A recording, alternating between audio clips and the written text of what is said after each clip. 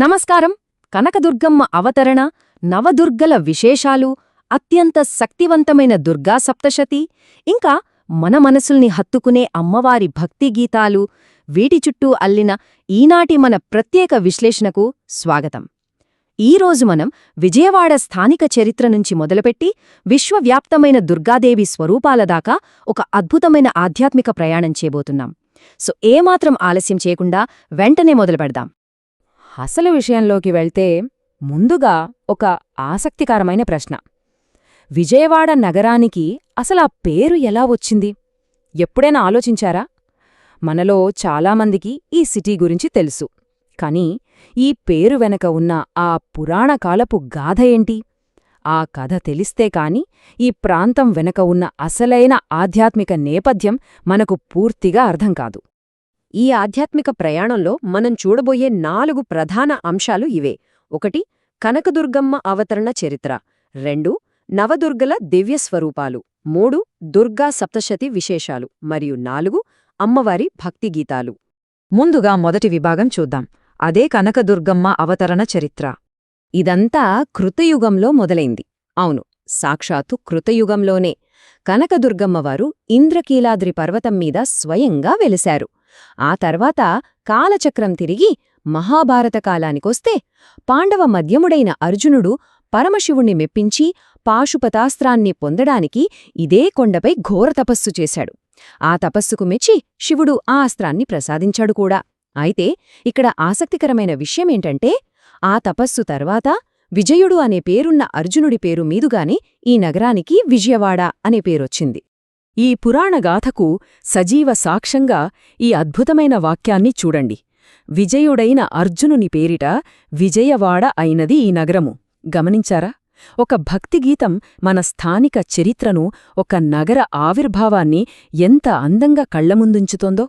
నిజంగా ఆ గీతంలోని ప్రతి అక్షరం ఈ నేల పవిత్రతను చాటిచెప్పుతోంది కదా. ఇక మన 2వ విభాగం నవదుర్గల దివ్య స్వరూపాలు. నవరాత్రుల్లో మనం ఆరాధించే నవదుర్గలు వీరే: శైలపుత్రి, బ్రహ్మచారిణి, చంద్రఘంట, కూష్మాండ, స్కంధమాత, కాత్యాయని, కాళరాత్రి, మహాగౌరి మరియు సిద్ధిదాత్రి. దేవీ కవచంలో స్పష్టంగా చెప్పినట్లుగా ఈ 9 నామాలు సాక్షాత్తూ సృష్టికర్త అయిన బ్రహ్మదేవునిచే చెప్పబడ్డాయి. ఈ ప్రతి ఒక్క రూపానికి ఒక విశిష్టమైన శక్తి, ఒక ప్రత్యేకమైన చరిత్ర ఉన్నాయి. అయితే ఇక్కడో అద్భుతమైన విషయముంది. అసలు ఈ 9 రూపాలు ఎలా ఉద్భవించాయి? మూల ప్రకృతి అయిన ఆ దేవి బ్రహ్మ, విష్ణు, శివ అంశాలతో మహాసరస్వతి, మహాలక్ష్మి, మహాకాళి అనే 3 ప్రధాన రూపాలుగా అవతరించింది. ఆ తర్వాత ఆ 3 ప్రధాన రూపాల నుంచి ఒక్కోదానికి మరో 2 రూపాలు వెలువడ్డాయి. అంటే ఆ 3 ప్రధాన రూపాలు ప్లస్ వాటినుంచి వచ్చిన 6 రూపాలు మొత్తం కలిపితే 9 స్వరూపిణిలుగా నవదుర్గలు అవతరించారన్నమాట. ఈ లెక్క, ఈ ఆధ్యాత్మిక విస్తరణ వింటుంటే భలే ఆశ్చర్యంగా ఉందో కదా. ఈ నవదుర్గల విశిష్టతను ఇంకా బాగా అర్థం చేసుకోవడానికి 5వ రూపమైన స్కంధమాతను ఒక ఉదాహరణగా తీసుకుందాం. స్కంధమాత అంటే సాక్షాత్తు మన కుమారస్వామి తల్లి అనమాట. ఈమెకు 4 చేతులుంటాయి. ఒక చేతిలో బాలస్కంధుని పట్టుకుని, మరో చేతిలో పద్మాన్ని ధరించి, ఇంకో చేతితో భక్తులకు అభయమిస్తూ సింహంపై ఆసీనురాలై ఉంటుంది. ఇక్కడ ఒకేసారి అమ్మవారి వాత్సల్యం, ఆ రక్షణ రెండూ ఒకే రూపంలో మనకు కళ్లకు కట్టినట్లు కనిపిస్తాయి. సరే, ఇప్పుడు మనం 3వ విభాగంలోకి అడుగుపెడదాం. దుర్గా సప్తశతి విశేషాలు. 700. అవును, ఈ నంబర్ చాలా ముఖ్యం. దేవి పూజలో అత్యంత పవిత్రమైన దుర్గా సప్తశతిలో ఖచ్చితంగా 700 శ్లోకాలే ఉంటాయి. సప్తశతి అంటేనే 700 అని అర్థం. ఈ 700 శ్లోకాల ద్వారానే ఆ దేవి మహాత్మ్యం అంతా అద్భుతంగా వర్ణించబడింది. అసలు ఈ సంఖ్యకున్న పవర్ ఇంకా ఎక్కడ కనిపిస్తోందో తెలుసా? బీజాత్మక తంత్ర దుర్గా సప్తశతి అనే ఒక విధానముంది. ఇది చాలా అత్యంత పవిత్రమైన సాధనా విధానం. ఇందులో ఏమవుతుందంటే, దుర్గా సప్తశతిలోని ప్రతి శ్లోకానికి ఒక్కో నిర్దిష్టమైన తాంత్రిక బీజాక్షరాన్ని జతచేస్తారు. అలా ఆ 700 శ్లోకాలను 700 బీజాక్షరాలతో కలిపి పఠిస్తారు. ఇది ఆ మంత్రాల శక్తిని అమాంతం పెంచేస్తోందని, ఆ ఫలితాన్ని అనంతంగా మారుస్తుందని విశ్వసిస్తారు. ఈ సప్తశతీ మూలంలోనే అమ్మవారి స్వరూపాన్ని ధ్యానించే ఒక అద్భుతమైన మంత్రముంది. ఆ శ్లోకం గమనిస్తే హసేషచ్చుకర్ గదాసికేట విశిఖాంశాంచిపం గుణతరజ్నీం. ఈ ధ్యాన శ్లోకంలో భగవతీ దుర్గాదేవి వర్ణన నిజంగా చాలా గంభీరంగా ఉంటుంది.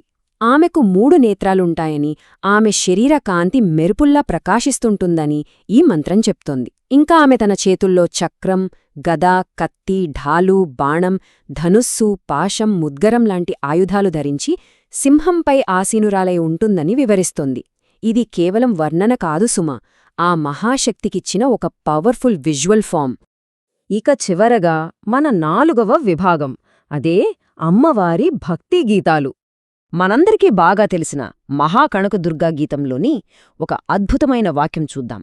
ముక్కోటి దేవతలందరికీ ఇది ఏ ముక్తిదీపం. ఈ ఒక్క వాక్యంలో ఎంత లోతైన అర్థముందో ఒక్కసారి ఆలోచించండి. ప్రేమ, కరుణ కురిపించే ఆ దుర్గారూపం కేవలం మనలాంటి సామాన్య మానవులకే కాదు, ఆ 30 కోట్ల మంది దేవతలకు సైతం విముక్తిని ప్రసాదించే దివ్యమైన దీపం అనే గీతం కీర్తిస్తోంది. చాలా గొప్ప భావం కదా ఇది.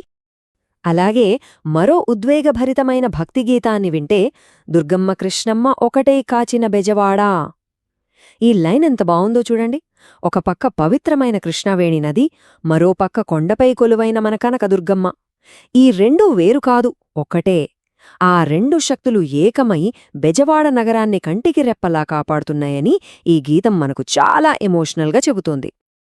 సో మనం ఒకసారి వెనక్కి తిరిగి చూసుకుంటే, ఈరోజు మనం తెలుసుకున్న ఈ అంశాలన్నీ ఒకదానితో ఒకటి ఎలా ఇంటర్ కనెక్ట్ అయ్యాయో మీకు స్పష్టంగా అర్థమవుతుంది. ఇంద్రకీలాద్రిపై ప్రారంభమైన స్థానిక చరిత్ర, అక్కడనుంచి విశ్వవ్యాప్తమైన నవదుర్గల విస్తరణ, ఆ 700 శ్లోకాలతో ఉన్న దుర్గా సప్తశతిలోని ఒక ఎసోటెరిక్ పవర్, వీటన్నింటికీ తోడు ఒక సాధారణ భక్తుడి గుండెల్లోంచి ఉప్పొంగిన భక్తి గీతాల భావోద్వేగం. ఈ 4 అంశాలు ఒక్కదానికొకటి తోడై దేవి ఆరాధనకు ఒక సంపూర్ణ రూపాన్నిచ్చాయి. ఇక ముగించే ముందు ఒక చిన్న ఆలోచన. ఈరోజు మనం తెలుసుకున్న ఆ అమ్మవారి అనేక రూపాల్లో కాని, లేదా ఆ భక్తిగీతాల్లోని అద్భుతమైన వాక్యాల్లో కాని, మీ స్వంత ఆధ్యాత్మిక ప్రయాణానికి ఏది మరింత దగ్గరగా అనిపించింది? ఏది మిమ్మల్ని బలంగా తాకింది? ఒక్కసారి మనసులో ఆలోచించుకోండి. ఈనాటి మన విశ్లేషణ మీకు అద్భుతమైన విషయాలు తెలిపిందని ఆశిస్తున్నాను.